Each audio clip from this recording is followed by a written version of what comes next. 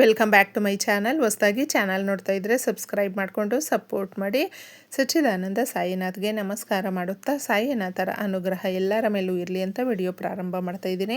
ಸ್ನೇಹಿತರೆ, ನಮಗೆ ಮಾರ್ಗಶಿರ ಮಾಸದ ಬುಧವಾರ ಸ್ಕಂದ ಷಷ್ಠಿ ಇದೆ. ಸ್ಕಂದ ಷಷ್ಠಿ ಅಂದಾಗ ನಮಗೆ ಪ್ರತಿ ತಿಂಗಳು ಷಷ್ಠಿ ಅನ್ನೋದು ಬರುವಂಥದ್ದು. ಯಾರಿಗೆಲ್ಲ ಈ ಮದುವೆ ಅನ್ನೋದು ಸಾಕಷ್ಟು ವಿಳಂಬ ಆಗ್ತಾಯಿದೆ, ಏಜಿಗೆ ಬಂದಿದ್ದೀವಿ ಆದರೂ ಮಕ್ಕಳಿಗೆ ಮದುವೆ ಆಗ್ತಾ ಇಲ್ಲ ಅಂತ ಪೇರೆಂಟ್ಸ್ಗೂ ಕೊರಗಿರುತ್ತೆ, ಅಥವಾ ಮದುವೆ ಆಗಬೇಕಾಗಿರುವಂಥ ಹುಡುಗ ಇರಬಹುದು, ಅವ್ರಿಗೂ ಕೂಡ ಒಂದು ಕೊರಗು ಅನ್ನೋದು ಇರುತ್ತೆ.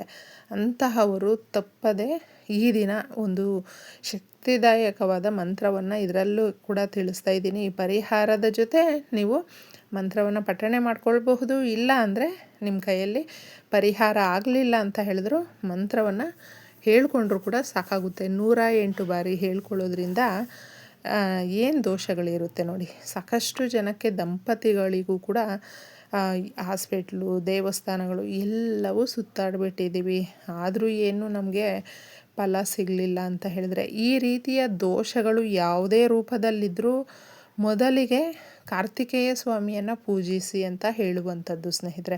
ಇದು ಎಲ್ರಿಗೂ ಗೊತ್ತಿರುವಂಥದ್ದೇ.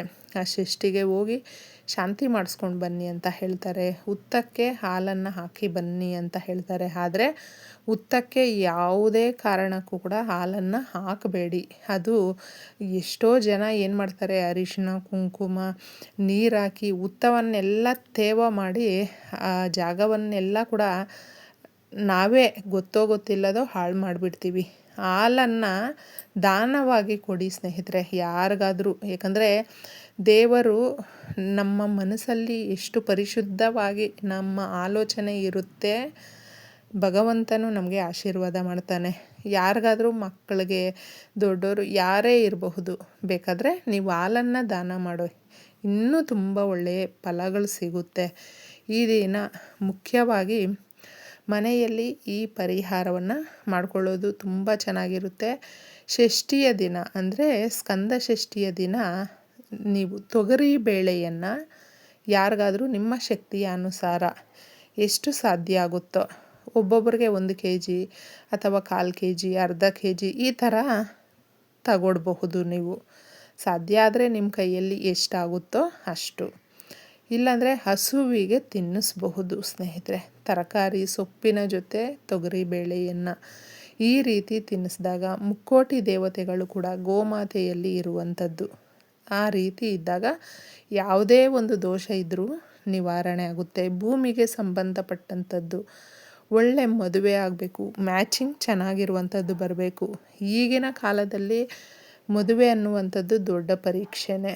ಸಮಯಕ್ಕೆ ಮದುವೆ ಅನ್ನೋದು, ಮಕ್ಕಳಾಗುವಂಥದ್ದು, ಇದೆಲ್ಲವೂ ಒಂದೊಂದು ರೀತಿಯಲ್ಲಿ ಕಷ್ಟ ಆಗಿಬಿಡುತ್ತೆ. ಆ ರೀತಿ ವಿಳಂಬ ಆಗ್ತಾ ಇದೆ ಅಂತ ಹೇಳ್ತಾರಲ್ವ, ಅವರುಗಳು ಈ ಪರಿಹಾರವನ್ನು ತಪ್ಪದೇ ಮಾಡ್ಕೊಳ್ಳಿ. ದಾಸವಾಳದ ಗಿಡ ಅನ್ನುವಂಥದ್ದು ದೇವತಾ ವೃಕ್ಷ.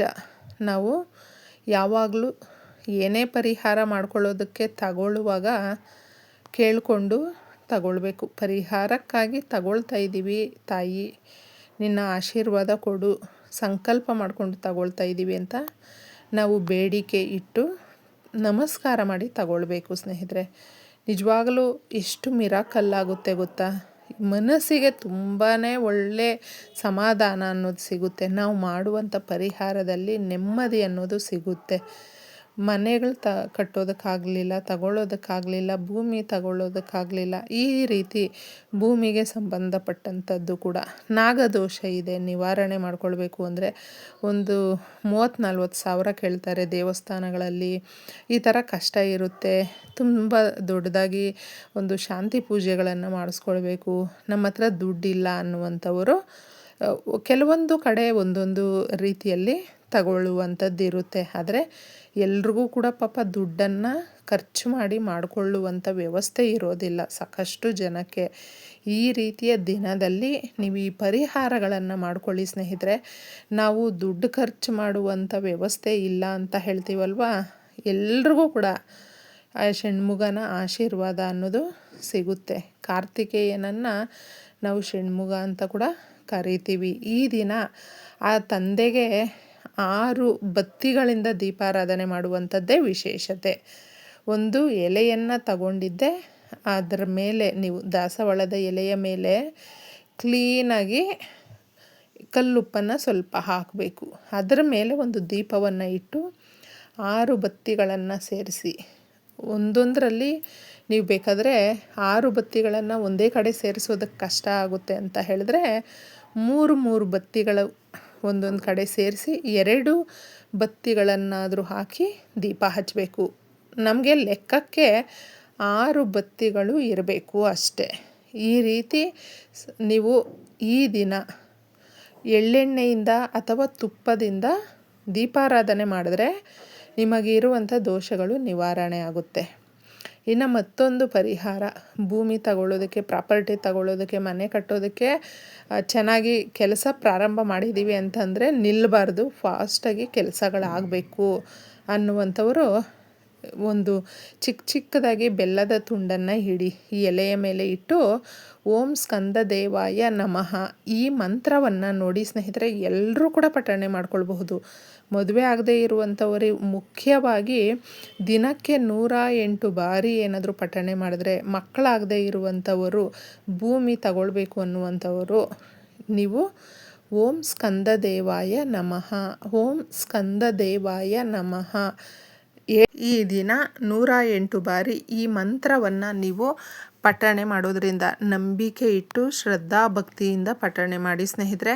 ಕಾರ್ತಿಕೇಯ ದೇವಸ್ಥಾನಕ್ಕೆ ಏನಾದರೂ ಹೋದರೆ ನಿಮಗೆ ಸಾಧ್ಯ ಆದರೆ ತೊಗರಿ ಬೇಳೆಯನ್ನು ದೇವಸ್ಥಾನಕ್ಕಾದರೂ ದಾನ ಕೊಡಬಹುದು, ಯಾರಿಗಾದರೂ ಬಡವರಿಗೆ ದಾನವಾಗಿ ಕೊಡಬಹುದು. ಈ ದಿನ ಮಕ್ಕಳಿಲ್ಲದೆ ಇರುವಂಥವರು ಹಾಲನ್ನು ಯಾರಿಗಾದರೂ ದಾನ ಮಾಡಬಹುದು. ಹುತ್ತಕ್ಕೆ ಎರೆದು ಸುಮ್ಮನೆ ಅದನ್ನು ವೇಸ್ಟ್ ಮಾಡೋ ಬದಲು ಈ ಥರ ಬಡವರಿಗೆ ಕೊಟ್ಟಾಗ ಈ ದಿನ ನಿಮಗೆ ಕಾರ್ತಿಕೇಯ ಸ್ವಾಮಿಯ ಪೂರ್ತಿ ಆಶೀರ್ವಾದ ಅನ್ನೋದು ಸಿಗುತ್ತೆ.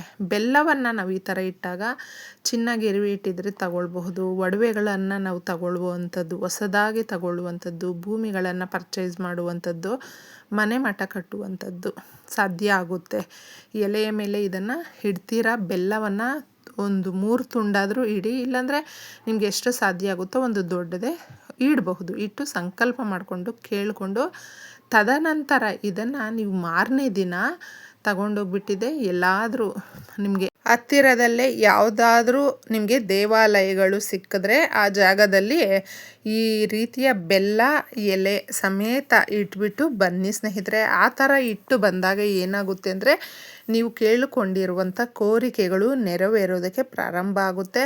ಹಾಗೂ ನೀವು ಏನು ಮನೆ ಕಟ್ಟಬೇಕು ಅಥವಾ ಚಿನ್ನ ತಗೊಳ್ಬೇಕು ಅಂತ ಆಸೆ ಇಟ್ಕೊಂಡಿರ್ತೀರ, ಮದುವೆ ಮಾಡಬೇಕು ಅನ್ನೋದು ಏನೇ ಕೋರಿಕೆ ಇರಬಹುದು ಅದನ್ನು ನೆರವೇರಿಸಿಕೊಡುವಂಥ ಕೆಲಸಗಳು ಪ್ರಾರಂಭ ಆಗುತ್ತೆ.